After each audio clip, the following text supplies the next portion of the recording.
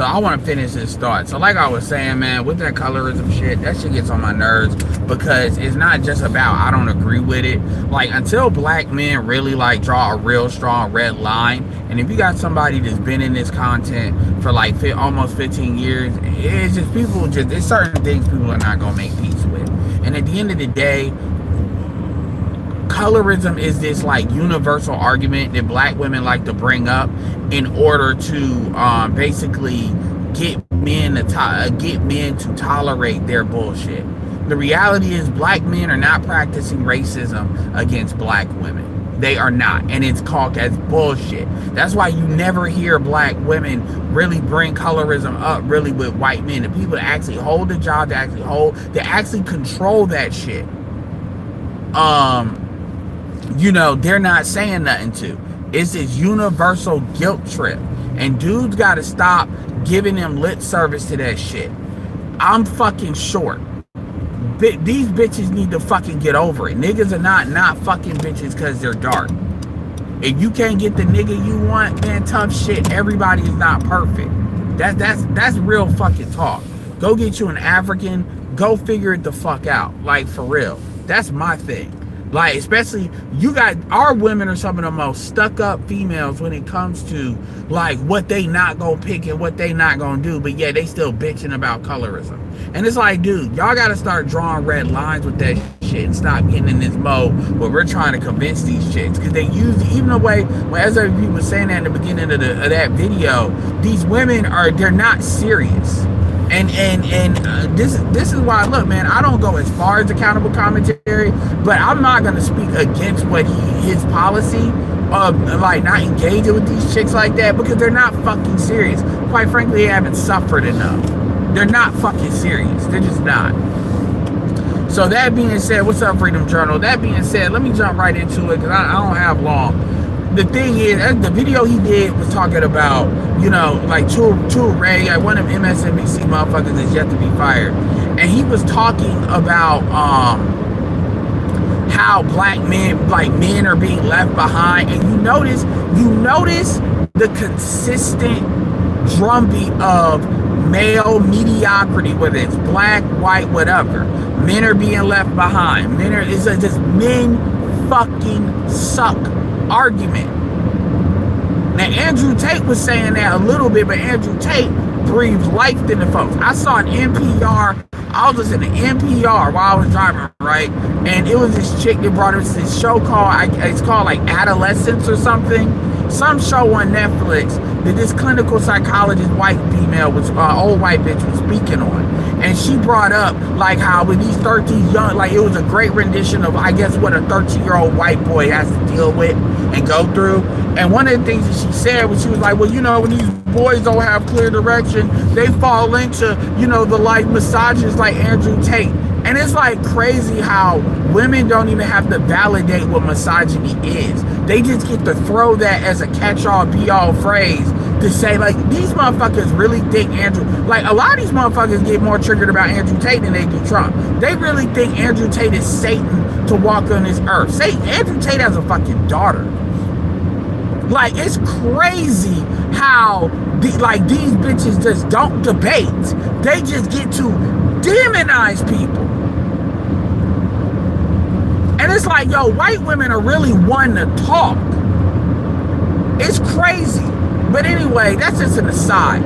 And I may find that clip just to speak on it, but that's an aside. But the point is, it's all of this. The level of obvious fucking control. Like the need, the desperation.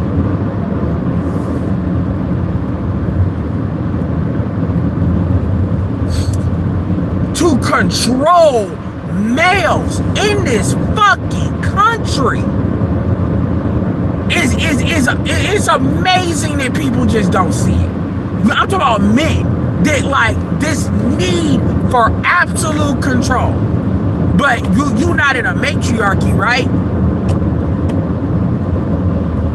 Even in the white community, the absolute need, the desperate need to create this social framework and this mental framework of males are bad, males are weak, this fucking mommy state.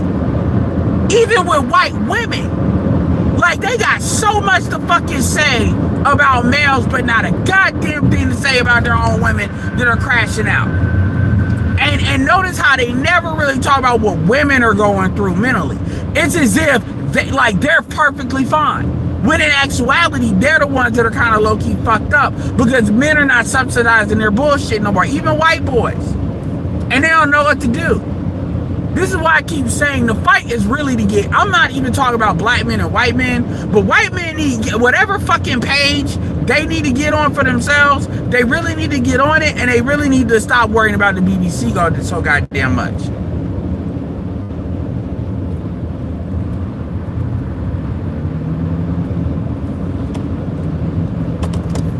They really do. But ultimately, man, that's really the fight. Like, I still do this because this is why I promote people like Accountable Commentary, because this is about getting black men on the same page. And we have people like, look at what happened with Umar. What did I always tell you all about Umar? Umar's a fucking liar. I always said that. I always told you he know a lot more, and I don't give a fuck about that money shit, because Busy Ass was talking, this is the Umar I know. I respect that, but fuck that shit. If Umar can't, this is why I respect Tariq Nasheed more than Umar, because the Tariq Nasheed can get his money enough to where at least he controls his own voice to an extent. Fucking Umar doesn't. And it's kind of like, dude, and look, I get it. He probably is a great clinical psychologist. Yes, it is something to be said that black men don't have enough infrastructure, that we can't employ strategic subject matter experts like Umar to the point where he got a coon for the bitches and pander. There is something to say about that. And I'm not going to just act like that's not nothing. But that being said, fuck all that. Umar, there's things Umar could have did. I think Umar put himself in a fucking hole with that school that he's never going to really climb out of. And that's that. But be that as it may, he's a fucking liar. And a lot of these people know more than what they talk about. That nigga got trapped. So our shit, and it's dangerous what he does, because essentially what he does is he keeps black men stuck, rather than everybody having a more unified voice, or at least in a unified direction, generally.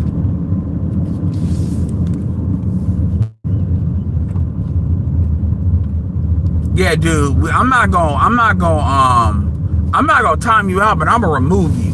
You got one more of that and you done. Don't do that. And so at the end of the day, I told you, just like Ace Meta, they're all look, dude, they're not fudging the truth. They're liars. They are lying. They're predators. They are actively lying. They're emotional dope dealers. They're emotional crack dealers. They are trafficking in bullshit. Okay, yeah, you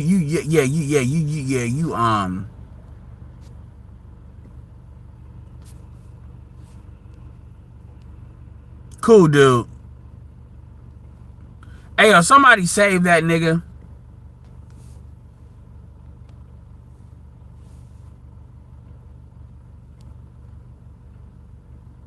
Yeah, I'm gonna put you in time. We're gonna do 10 minutes. Yeah, man, you playing, man. Like I said, my chat is a grown chat. Don't come in here no fucking 3 o'clock in the morning playing. I don't know why y'all be playing. Shout out to J-Bay for the $10. You got something to say it. But stop playing, man. I don't know why y'all do that. Like, most motherfuckers in my chat are over 30. But anyway, like I was saying, man. So my point is, this myth of male mediocrity, men are not applying for school, it's because it's not worth it right now. It's not. You can go to trade school, you go to military, there's other ways to get money. J.D. Vance, obviously he got education, but he went to the military to start to turn his life around. What is that? Like, stop acting like there's one path. That's why me and Art, always kind of go back and forth on that. Because, like, if we got a team full of lawyers, that don't, just because you in law don't mean you gonna be employed. There's motherfuckers that they think a degree, like a degree